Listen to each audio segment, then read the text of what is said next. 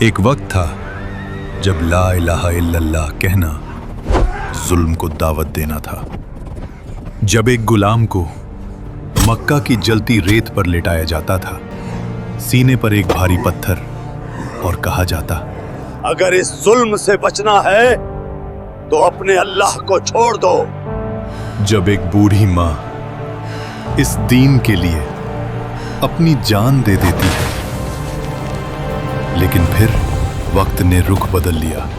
راتوں کی تاریکی میں چھپ کر اٹھنے والی آوازیں آہستہ آہستہ طوفان بننے لگے۔ وہ لوگ جو کل تک کمزور تھے آج حق کے لیے سینہ تان کر کھڑے ہونے لگے۔ زنجیریں ٹوٹنے لگیں اور ظلم کی دیواریں ہلنے لگیں۔ ہر طرف ایک ہی صدا گونجنے لگی، لا الہ الا اللہ۔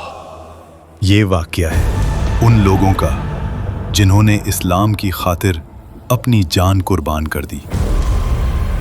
جب حضرت ابو بکر صدیق رضی اللہ عنہ اسلام میں داخل ہوئے تو وہ اکیلے اسلام میں نہیں آئے، وہ اپنے ساتھ لائے عثمان ابن عفان، زبیر ابن العوام، عبد الرحمن ابن عوف، سعد ابن ابی وقاص اور طلحہ ابن عبید اللہ رضی اللہ عنہم اجمعین۔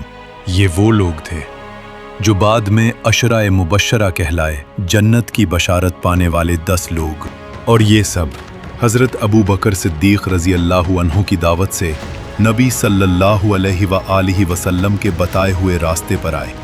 لیکن مکہ میں کچھ اور بھی ہو رہا تھا۔ قریش، وہ قبیلہ جو کعبہ کے رکھوالے تھے، وہ قبیلہ جس کا پورے عرب میں رعب تھا، وہ دیکھ رہے تھے کہ ایک کے بعد ایک ان کے لوگ محمد صلی اللہ علیہ وآلہ وسلم کی طرف جا رہے ہیں، اور یہ بات انہیں قبول نہیں تھی۔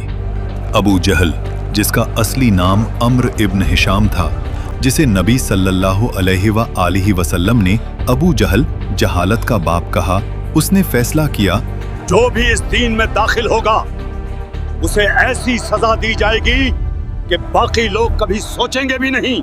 اور پھر شروع ہوا اسلام کی تاریخ کا سب سے سخت دور۔ وہ لوگ جو سب سے زیادہ ستم کا نشانہ بنے، غلام، کمزور، یتیم۔ اگر ہم ابو بکر یا عثمان کو ہاتھ لگاتے تو ان کے قبیلے والے بغاوت کر دیتے، اسی لیے جو بے خاندان ہیں انہیں جتنا چاہو تڑپاؤ، کوئی پوچھنے والا نہیں۔ مکہ میں اب انسانیت نہیں، طاقت کا زور بولتا تھا، اور اسی اندھیرے میں ایک ایسا نام ابھرنے والا تھا جو زنجیروں سے بندھا تھا، لیکن اس کا دل آزاد ہو چکا تھا۔ ایک حبشی غلام، بلال ابن رباح رضی اللہ عنہ۔ آخر محمد کے پاس کون سا پیغام ہے جس نے تمہارے دل کو اتنا بدل دیا بلال؟ امیہ ابن خلف مکہ کے امیر لوگوں میں سے تھا، اور حضرت بلال رضی اللہ عنہ اس کی غلامی میں تھے۔ جب حضرت بلال رضی اللہ عنہ نے لا الہ الا اللہ کہا اور امیہ کا غصہ آسمان کو چھونے لگا، حضرت بلال رضی اللہ عنہ کو جلتی ریت پر لٹایا جاتا اور ان کو ظلم کا نشانہ بنایا جاتا تھا۔ لا الہ الا اللہ، یا اللہ میری مدد فرما۔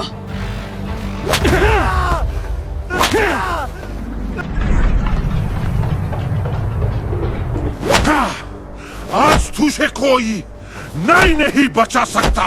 اتنے ظلم کے بعد بھی یہ ٹوٹ کیوں نہیں رہے؟ آخر ان لوگوں میں یہ طاقت آ کہاں سے رہی ہے؟ ایسا لگتا ہے جیسے کوئی چیز ہے جو ان سب کو جوڑ رہی ہے اور ہم اسے سمجھ نہیں پا رہے۔ شاید انہوں نے اپنے اصل مالک کو پہچان لیا ہے اور اب وہی انہیں یہ طاقت دے رہا ہے۔ کہیں تم مسلمان تو نہیں ہو جاؤ گے خالد؟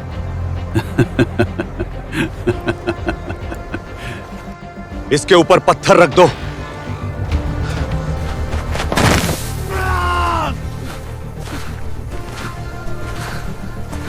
ظلم مکہ کی گلیوں میں پھیل چکا تھا۔ پھر ایک دن حضرت ابو بکر صدیق رضی اللہ عنہ وہاں سے گزرے۔ انہوں نے حضرت بلال रज़ी अल्लाहु अन्हु को देखा, वो रुक गए।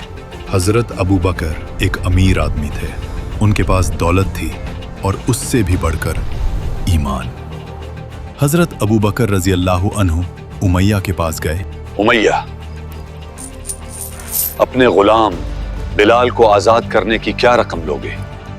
उमैया ने सोचा, क्यों ना मैं इसका फायदा उठाऊं। उसने कहा, मैं 7 औकिया सोना लूंगा, क्या तुम दे सकते हो? और हज़रत अबू बकर सिद्दीक़ रज़ी अल्लाहु अन्हु ने बिना झिझके 7 औकिया सोना अदा कर दिया।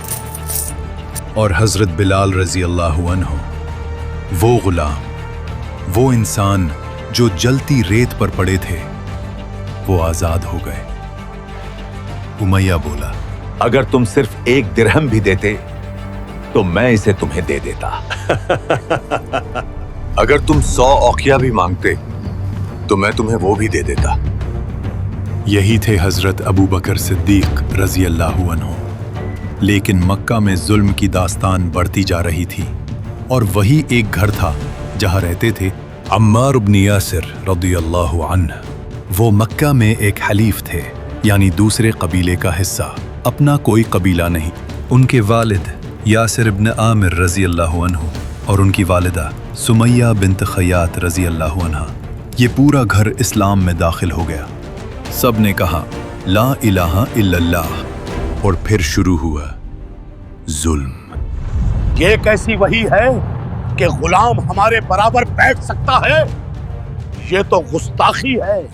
आखिर मोहम्मद को ये सब बातें कौन बता रहा है? क्या वो पढ़ना जानता है? अल्लाह मोहम्मद पर वही नाजिल करता है और वो उसे उन लोगों से लिखवाते हैं जो लिख सकते हैं। और अगर अल्लाह की वो वही लिखने वाला इंसान लिखने में कोई गलती कर दे? तुम जिस चीज की बात कर रहे हो वो किसी इंसान का निजाम नहीं है। हम उस जात की बात कर रहे हैं जिसने पूरी कायनात को बिना किसी गलती के बना दिया। सूरज अपने वक्त पर निकलता है, चांद अपने निजाम पर चलता है, समंदर अपनी हद से नहीं गुजरता है, आसमान इतना मजबूत है कि बिना सुतून के खड़ा है, जमीन इतनी मुतवाजन है कि इंसान उस पर चल सकता है। जो रब ये सब कर सकता है वो अपनी ही मखलूक से अपनी ही वही को गलत कैसे लिखने दे सकता है? क्या मोहम्मद नहीं समझता कि काबा में रखे खुदा हर साल हमें कितना मुनाफा देते हैं? हम कैसे इन 360 बुतों को निकालकर एक ऐसे खुदा को मान लें जो दिखाई नहीं देता लेकिन फिर भी हर जगह है, मक्का में, यस्रिब में, सूरज, चांद और इस पूरी कायनात में। अगर हम ये मान लें तो मक्का बेहैसियत हो जाएगा और इन बुतों का कारोबार जो हम करते हैं खत्म हो जाएगा।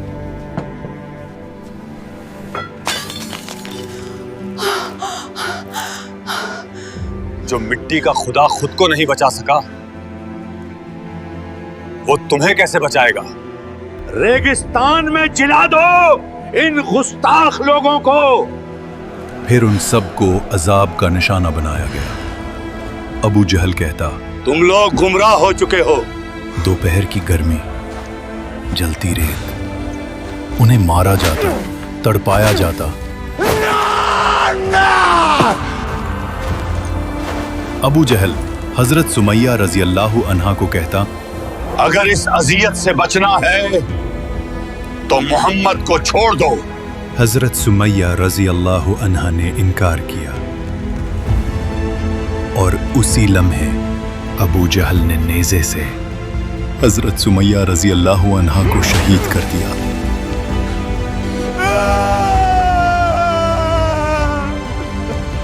इस्लाम की पहली शहीद सुमैया बिन्त खयात रजी अल्लाहु अन्हु, एक औरत, एक माँ जिसने अपनी जान दी लेकिन अपना ईमान नहीं छोड़ा।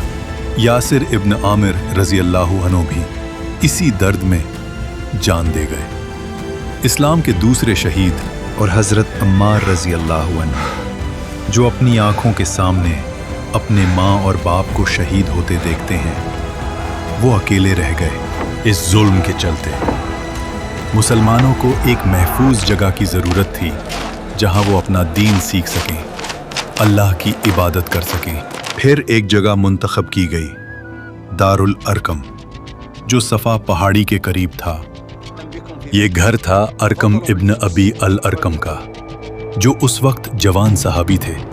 यहाँ मुसलमान छुप कर जमा होते और यहीं पर कुरान की आयात नाजिल होती थी और रसूलुल्लाह सल्लल्लाहु अलैहि वसल्लम उन्हें सहाबा को सिखाते। ये जगह इस्लाम का पहला मरकज़ बन गई। कुरैश को इस जगह का इल्म न था, इसीलिए मुसलमान कुछ अरसे तक यहाँ अमन से तालीम लेते रहे। वक्त गुजरता रहा और मक्का में अब इस्लाम की बातें होना शुरू हो गईं। शायद यही असल पैगाम है, जहां न काले और गोरे का फर्क है, न अमीर और गरीब का। अब वक्त करीब आ रहा था जब मुसलमान अपनी पहली हिजरत का सफर शुरू करने वाले थे। मक्का के दो ज़हीन और ताकतवर शख्स एक दूसरे के सामने खड़े थे, जाफर इब्न अबी तालिब और अम्र इब्न अल आस।